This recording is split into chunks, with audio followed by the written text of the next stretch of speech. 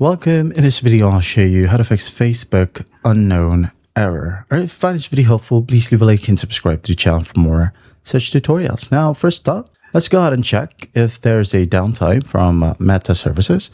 You can go ahead and open up Google Chrome or any other browser, and then just find Meta server down, okay? Or is Facebook down?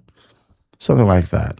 Okay, and as you can see here, it says Meta servers do not have any widespread major outages. But if yours says there is, well, that might be the case. So you'll have to wait it out. Okay. You can also check statuses right here from metastatus.com. All right.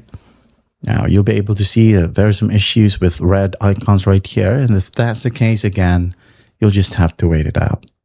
Now, if that actually won't work, while we are on a browser, okay, let's go ahead and log in to our Facebook accounts to a browser.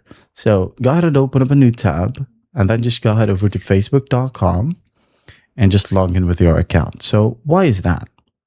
So sometimes your local account session tokens get corrupted, which confuses the app. So log in elsewhere. Again, it could be your Google Chrome, Safari if you're using iOS. And then once that's done, force close everything. Once you have logged in, close it. If you have Facebook, close it, and then just reopen Facebook. All right. And after that, just go ahead and test it out. If that still will work, tap on or find your Facebook app icon, tap and hold. If you're using Android, tap on the information icon, and in here, tap on storage. If you're using iOS, go ahead over to settings, and then after that, iPhone storage, then Facebook, just tap on it, and then just tap on offload data or offload app, okay?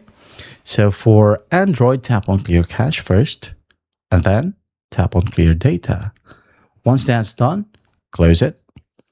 Go ahead and tap on Facebook, log in with your account, and check if it helps.